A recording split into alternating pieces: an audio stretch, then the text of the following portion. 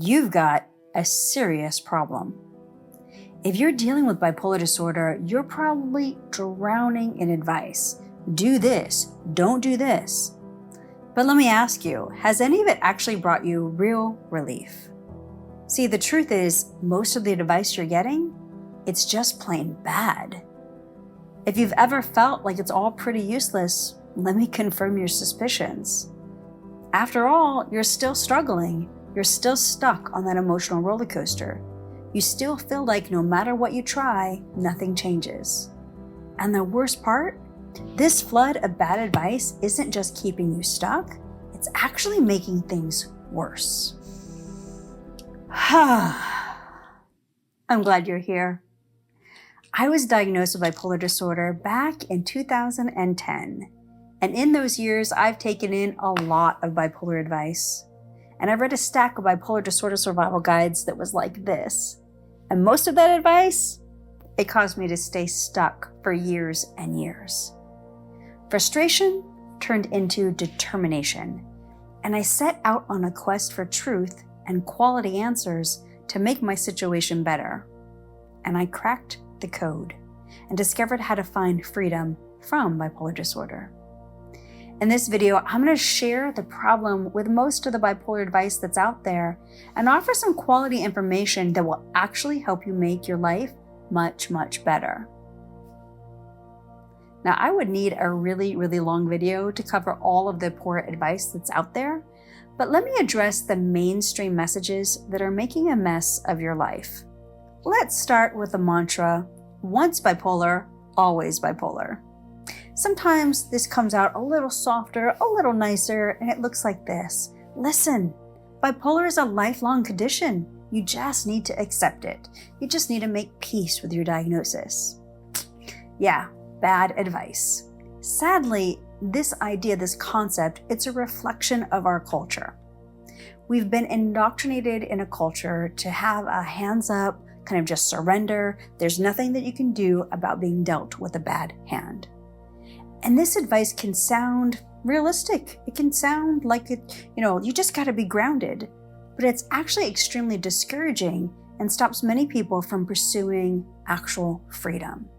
And so sometimes when you come across the video, maybe this is your first time on my channel, and you hear about someone like myself who's actually healed from bipolar disorder, it can create a bit of cognitive dissonance, which is a real thing, which is you've got a concrete idea in your head. You've been told there's no cure for bipolar. There's no way out. Bipolar is a lifelong condition. And then here I come and I'm like, freedom, hi, would you like some? Right? And so immediately in your brain, you can kind of go, what's going on here? And again, we've been just in this culture that said bipolar is for life. Just learn how to manage it. Like, stop trying to find freedom. But if you're here, it's because there's something in your heart that has longed for freedom. Like, you know it's possible. You know there's something in you that just wants to fight for freedom. And that's how I felt. I kept reading the Bible and going, freedom must be available. Healing must be available. I just have to fight to figure out the how. The second big thing that's out there that's just poor advice is you can't live without medication. Again, this can be softened a little bit and looks like just take your medication and everything will be fine. And other times, this advice comes out really strong and it comes from a dogmatic point of view. It's irresponsible of you to consider trying to live without medication, or it's irresponsible of you to consider wanting to get off your medication. I remember being in a psychiatrist's office and sharing the goal that I had to eventually get off medication. I don't want to be on medication all my life. And I really ran into this. The psychiatrist was not kind in his conversation with me. And basically, this is the way it has to be. You will be on medication for the rest of your life. I'm glad he was wrong. The truth is that most that are giving out this type of advice, that you must have medications, that there's no way to survive without medication, are really in that camp. They are bought into big pharma. They have bowed down to the gods of science, and they are locked into this concept that you have to take meds. But basically, medication, it means you're trading one problem for another. And unfortunately, doctors don't understand how the meds even work. And psychiatrists that are truthful about what's happening in their industry, like when they're honest about what's going on, they will tell you they don't know how the meds work. And they also know that the meds don't work very well at all. Like they will tell you that, yeah, we're basically giving you something hoping it's going to be okay, but we know it isn't going to be okay. Like when like that's tough. Like that's horrible. And then other psychiatrists that again are open and upfront about what's really going on for psych medications will warn you that it's likely to cause you to prolong the cycle. That's right. This advice of being on meds for life actually prolongs your misery. Essentially, meds are an expensive band-aid, and they're not designed to heal the brain. The theory of psych meds is that it alters the brain chemistry, and that's why some people do respond somewhat positively to various psych meds, because there's an alteration in brain chemistry. However, that doesn't allow the brain to change the way it's producing its own chemicals. So it's not designed to heal. In fact, most medications, they're just simply not designed to heal. Medications are designed to try to reduce problematic symptoms. And again, as I stated before, doctors don't actually know how they work. Now, the good thing is you can actually heal your brain chemistry, but that's not possible with medication. Like medication isn't going to bring that healing. There are other ways, there are natural ways to heal your brain chemistry, and I cover that in my masterclass as well as my book.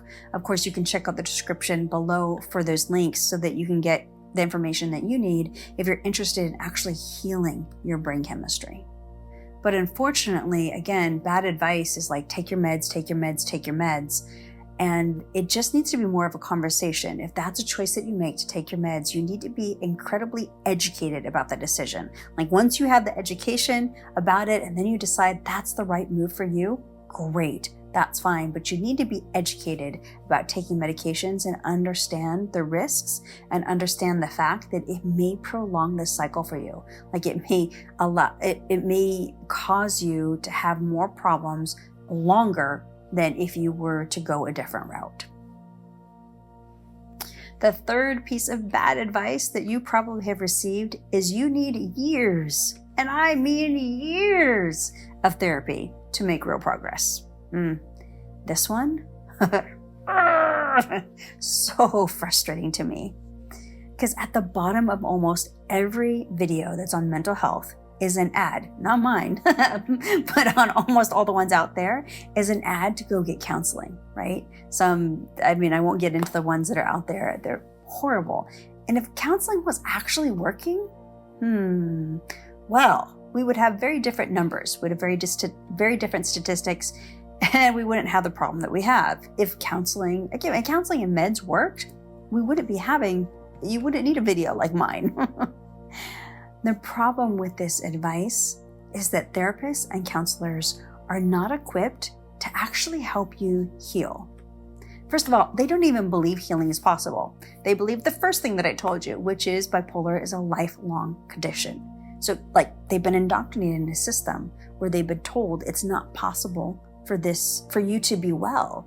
So that's the first part, which means I don't want to go to a person that believes that it's not possible for me to be healed. No, thank you. But also, they've not been trained in strategies that are necessary to help you actually get better. All they have is to basically offer you a shoulder to cry on and a reason to keep talking about the trauma.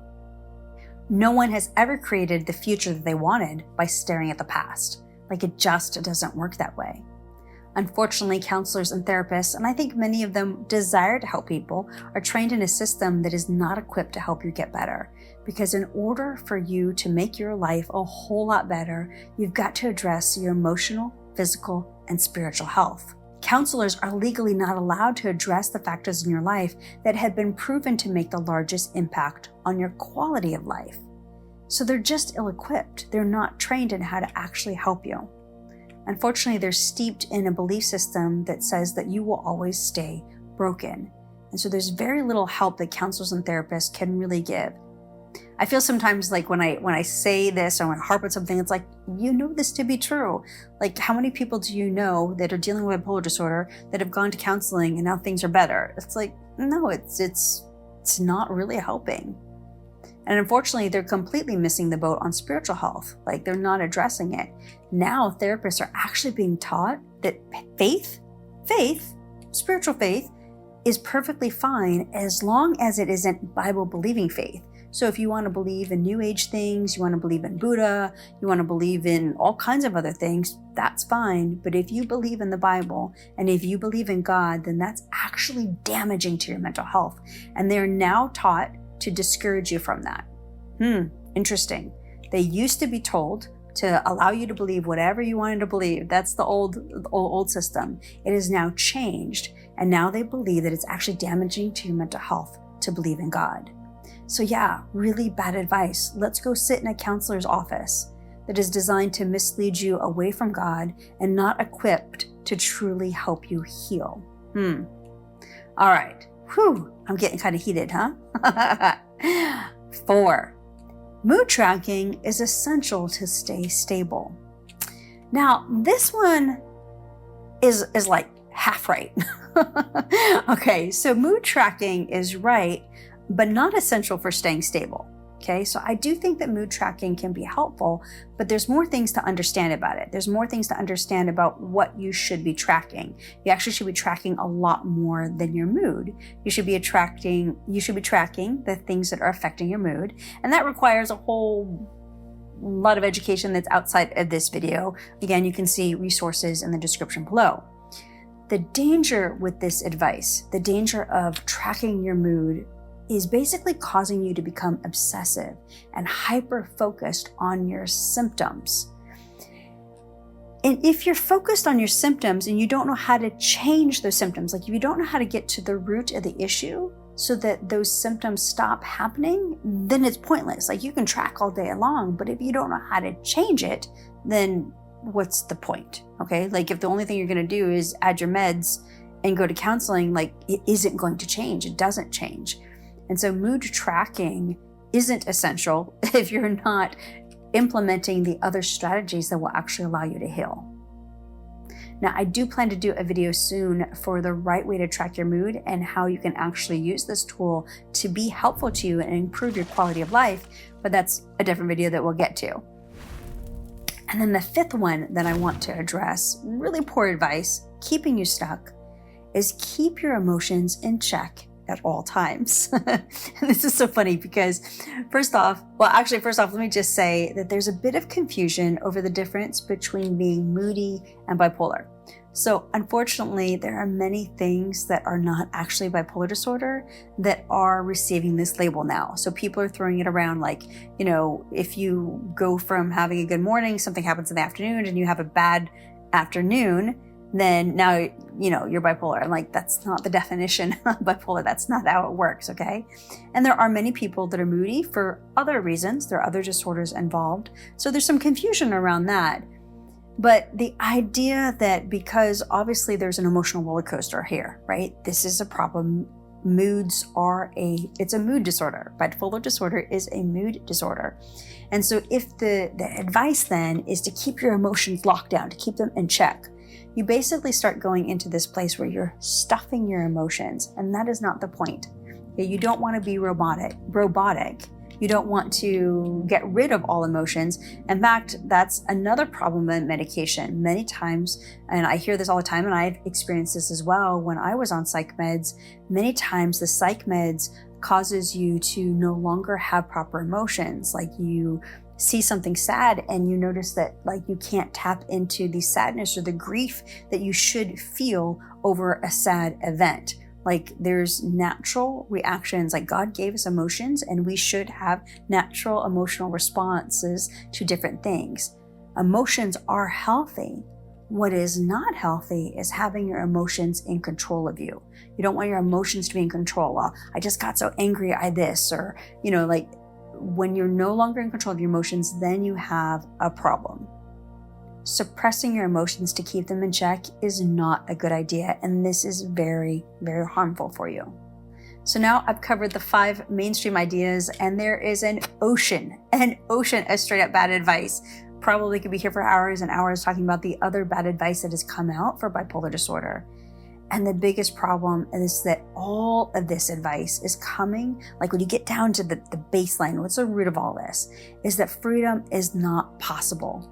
There is a deep-seated belief that bipolar disorder is an incurable, horrible disease that will ruin your life. And the truth is, it's possible to heal.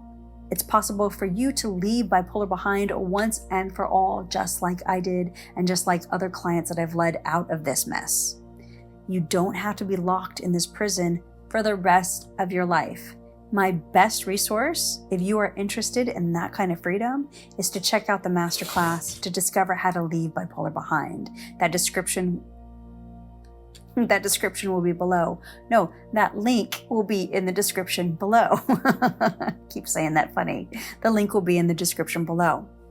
And now that you have some good advice in your hand for achieving emotional freedom, you need to understand how you got tricked into trusting your meds.